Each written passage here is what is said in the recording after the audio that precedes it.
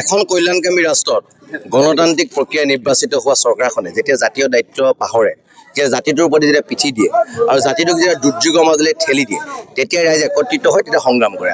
আৰু এই সংগ্ৰামক এখন জাতীয় সংগ্ৰাম। এই সংগ্ৰাম নিয়ে এটা কথাই কৈছোঁ যে তোমালোকে কৈছিলা ৬টা জনগোষ্ঠীক জনজাতিকৰণৰ মাধ্যমেৰে অসম আৰু অসমীয়াৰ সুৰক্ষিত ভৱিষ্যতটো সুনিশ্চিত কৰিম। তাক তোমালোকে কৰা নাই, কৰিব বিচৰা নাই। কিয় কৰা নাই? কিয় তোমালোকে জাতীয় দায়িত্বৰ প্ৰতি পিঠি দিছা?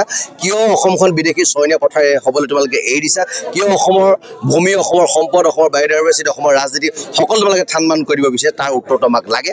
আৰু সেই উত্তৰটো বিচাৰি আমি ইয়াত আজি সমবেত হৈছোঁ। আৰু ২৬ৰ নিৰ্বাচনৰ আগত যদি আমাক জনজাতিকৰণৰ মৰ্যাদা প্ৰদান কৰি অসম আৰু অসমীয়াৰ সুৰক্ষিত ভৱিষ্যত তেখেতলোকে সুনিশ্চিত নকৰে, তেতিয়াহ'লে অসমৰ পৰিৱেশ বেলেগ হ'ব, পৰিস্থিতি বেলেগ হ'ব। কাৰণ জনতাই নিজে নিজৰ ভৱিষ্যতটো ৰক্ষা কৰিব লাগিব। সেইকাৰণে সংগ্ৰাম হ'ব আৰু এই সংগ্ৰাম দীঘলীয়া হ'ব। আজি যিদৰে ধেমাজিৰ পৰা গাড়ীবিলাক নি চাবুৱাত চৰকাৰী প্ৰগ্ৰেম পাতিছে, আমাৰ সংগ্ৰামখনক মষিমূৰ কৰিবৰ কাৰণে আমি আহোম ৰাইজ কিন্তু বহি থকা নাই।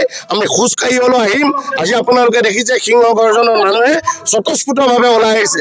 আহ্বায়ক সমিতিয়ে গাড়ী দিব পৰা নাই যদি তেওঁলোকে এই যি আমাৰ প্ৰাপ্য, এই প্ৰাপ্য বিচাৰি ওলাই আহিছে। গতিকে চৰকাৰক আমি সাৱধান কৰিছোঁ, আপোনালোকে আৰু আমাৰ ওপৰত চক্ৰান্ত নকৰিব।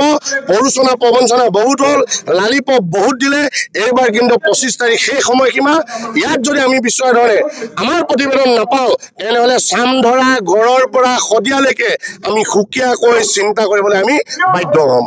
এই সদৌ টাই আহোম ছাত্ৰ সন্থাই প্ৰায় ২ মাহ ধৰি আমি এই সংগ্ৰাম অব্যাহত ৰাখিছোঁ। আমাৰ মূল দাবী হ'ল জনজাতিকৰণ, স্বায়ত্ব শাসন আৰু ভূমি পত্তন। কথা হ'ল যে আমাৰ এই দীৰ্ঘদিনীয়া দাবীৰ প্ৰতি চৰকাৰে গুৰুত্ব নিদিয়ে। আমি প্ৰত্যেক মুহূৰ্তত আমি লক্ষ্য কৰি আহিছোঁ।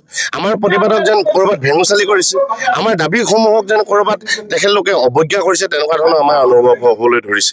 জাতিটোক বাৰে বাৰে প্ৰবঞ্চনা আৰু প্ৰতাৰণা কৰি থকা হৈছে।